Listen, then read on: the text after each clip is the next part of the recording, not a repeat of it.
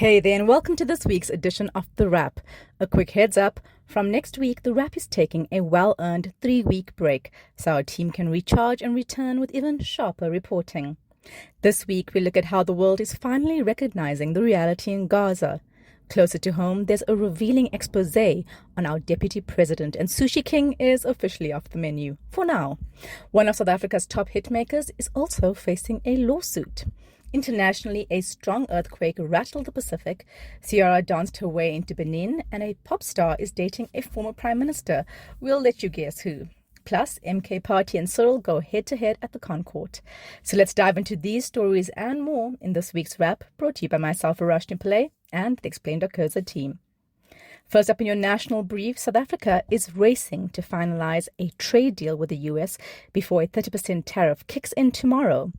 Our revised offer includes 59 billion rand in local investment into US industries, a 10-year gas import deal, and opening South Africa's markets to US poultry. The two countries signed an initial negotiation framework last week, but officials say talks are at an impasse, with domestic policies like BEE complicating matters. Not that it's any of their business, but anyway. Look, we're not alone. Few countries have secured deals as Trump's latest deadline looms. News 24's ongoing exposé on Deputy President Paul Mashatile keeps getting juicier. This week, they revealed his two sons quietly raked in 49 million rand via a fire safety tender for Gauteng hospitals. Despite resigning as company directors just before the bid was finalized, they continued running the show behind the scenes, according to former employees. Also, Mashatile has finally fessed up to owning a nearly 30 million rand Cape Town mansion after years of denial. We can't keep up with our dodgy DP. Kenny Kunene is out for now. The Patriotic Alliance deputy president and Joburg's flashy MMC for transport resigned from both roles on Saturday. Kunene, who insists he's innocent, was suspended by his party over alleged links to murder suspect Katiso Molefe. Taking his place as councillor is ex-DA MP Liam Jacobs, who previously defected to the PA. The MMC gig is still up in the air, and the DA wants a full probe into all contracts signed under Kunene's watch.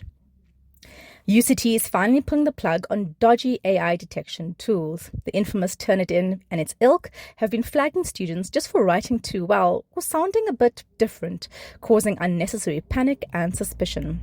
UCT's decision to switch it off is a welcome move in rebuilding trust between students and lecturers. The bigger win, a growing push for universities to focus less on flawed software and more on real teaching, clear guidelines, and support over surveillance.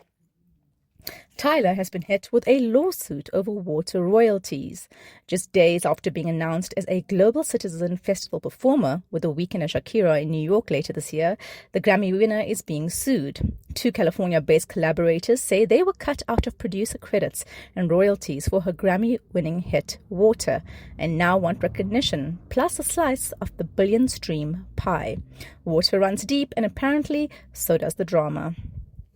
In international news, Wednesday's earthquake off Russia's eastern coast may be one of the most powerful ever recorded.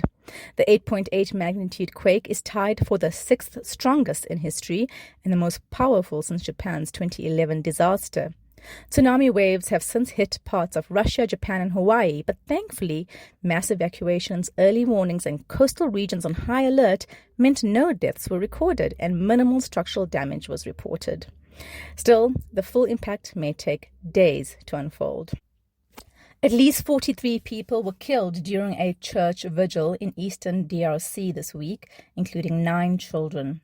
The massacre in Komanda was carried out by the Allied Democratic Forces, an Islamic State affiliate that began in Uganda in the 90s and recently started stepping up attacks. With peace talks underway between the Congolese government and other rebel groups, experts warn the ADF is trying to assert its presence, threatening to destabilize an already fragile region. Lesotho is bracing for more US-inflicted economic pain. Trump's plans to reimpose a steep 50% tariff on its textile exports this Friday, the highest for any country. This is in addition to deep aid cuts which have hit an already suffering economy and healthcare system. Clothing factories, which used to supply major US retailers, have seen orders dry up. With growth forecast to plummet, many fear these tariffs could push Lesotho's fragile economy closer to the edge. Ciara's got a new passport. The Grammy-winning singer just became a citizen of Benin under a new law offering nationality to descendants of enslaved Africans. She called it an honor, saying, "Thank you, Benin, for opening your arms and your heart to me." The move is part of Benin's big push to reconnect with the African diaspora and boost cultural tourism. Former Canadian Prime Minister Justin Trudeau and pop star turned astronaut Katy Perry was spotted dining in Montreal. Trudeau split from wife Sophie in 2023, while Perry recently ended things with actor Orlando Bloom. Restaurant staff say there was no hanky-panky, but were still stunned. Meanwhile, 90s bombshell Pamela Anderson is reportedly dating action hero Liam Neeson and are said to be figuring things out. Forget Barbie and Ken, it's the era of surprising mashups and intergalactic love stories. In our big story this week, global pressure mounts on Israel as Gaza starvation deepens. The horror unfolding in Gaza has reached a breaking point. There's been over 60,000 people killed since Hamas's October 2023 attack on Israel. Now, with Israeli soldiers repeatedly opening fire on desperate Palestinians trying to reach food and children starving, a growing number of countries are finally saying enough. If Israel won't agree to ceasefire and commit to a genuine two-state solution, Palestine must be recognized now. UK Prime Minister Keir Starmer said this week Britain will formally recognize Palestine by September, unless Israel makes substantive moves towards peace. It's a major shift from a traditional ally. 14 other nations, including France and Spain, are also backing Palestinian statehood, while with others like Canada and Australia now open to the idea. The West is finally waking up, and it's about time. 147 out of 193 countries in the UN have long recognized Palestine, most in the global south. The push for Palestinian statehood and the right to self-determination free from Israel's control has been blocked for decades, largely by Israel and powerful allies like the US. While Israel argues that unilateral recognition would reward terrorism, critics say it has long used stalled negotiations and expanded illegal settlements to undermine the creation of a viable Palestinian state. Israel has slated the new recognition, but public opinion is shifting. Nearly half of Brits now support Palestine, and people are calling on their governments to take a stand. And how could they not? The images coming out of Gaza are beyond words. 5-month-old Zainab Abu Halib died last week, weighing less than she did at birth. She's one of at least 85 children now confirmed to have died of starvation. Her family could not access the formula she needed. The UN says the hunger crisis is the worst it's seen this century. Israel ordered a total blockade, including on international aid, on the Gaza Strip when the war first started in October 2023, with some exceptions over time. In March this year, Israel again blocked all aid, saying it was to prevent the smuggling of weapons into the territory.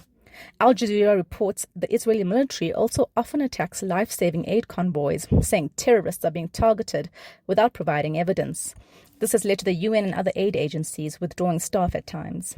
Israel recently compromised in the face of global outrage, allowing airdropping aid into the Strip from Sunday this week, but aid workers say these drops are insufficient and unsafe. 11 were wounded when an airdrop landed on tents housing the displaced.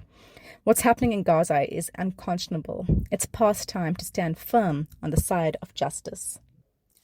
Should President Cyril Ramaphosa put corruption-accused Police Minister Senzo Mchunu on special leave or just fire him already? That's the thorny question now before the Constitutional Court.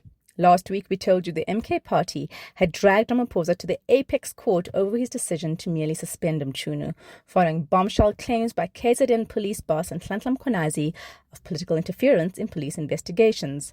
This week, we got to hear their arguments. The MKP say Ramaphosa has fired ministers before using his presidential prerogative. Why not now? MKP legal representative Dalian Mpofu told the court yesterday the president's excuse that he's waiting for the outcome of a commission of inquiry just does not fly. Mpofu argued that Ramaphosa has a track record of sometimes ignoring such commissions, or the outcomes at least, and while controversial as he is, he might have a point. Just this week, former Chief Justice Raymond Zondo said it pained him to swear in ministers who were implicated in the very state capture inquiry he led. He said in the Sunday Times, it was like the president was saying, "I don't care what you have found about these people. I think they are good enough to be promoted." Ouch. With judgment reserved, the ConCourt justices must now figure out if Ramaphosa even has the power to place ministers on special leave, something the Constitution doesn't explicitly allow.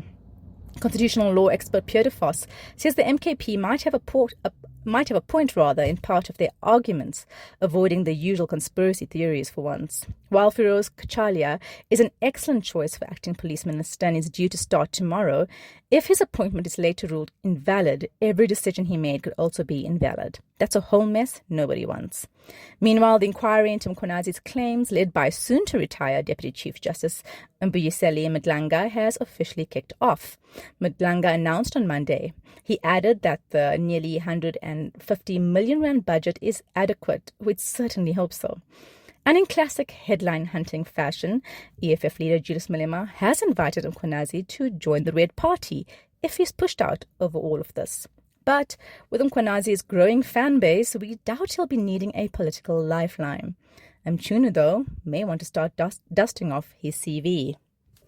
The city of Johannesburg is facing backlash over alleged plans to sell parts of the Johannesburg Botanical Gardens in Emmarentia, along with areas like Marks Parks, the Pirates Sports Club, and others to private developers. The goal, to make space for high-density housing and commercial buildings.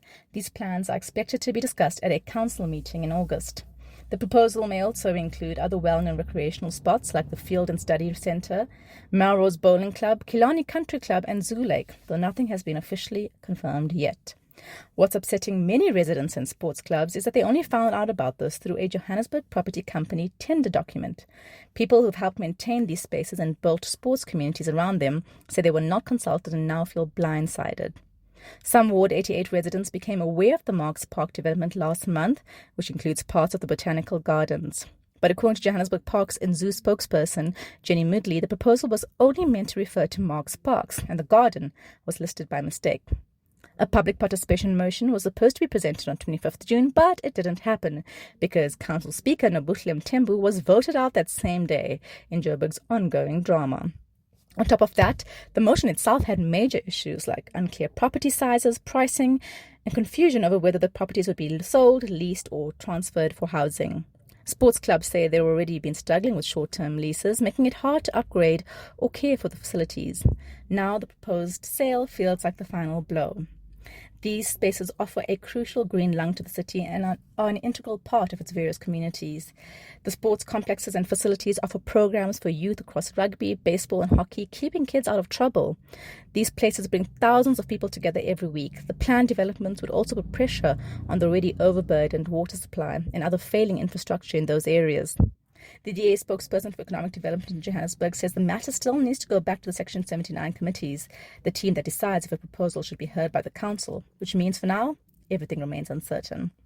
That's it from us at The Wrap, an award-winning product of Explain.coza. Simple news summaries for busy people. Till next time, which is, remember, in 3 weeks' time, goodbye from me and the rest of the team.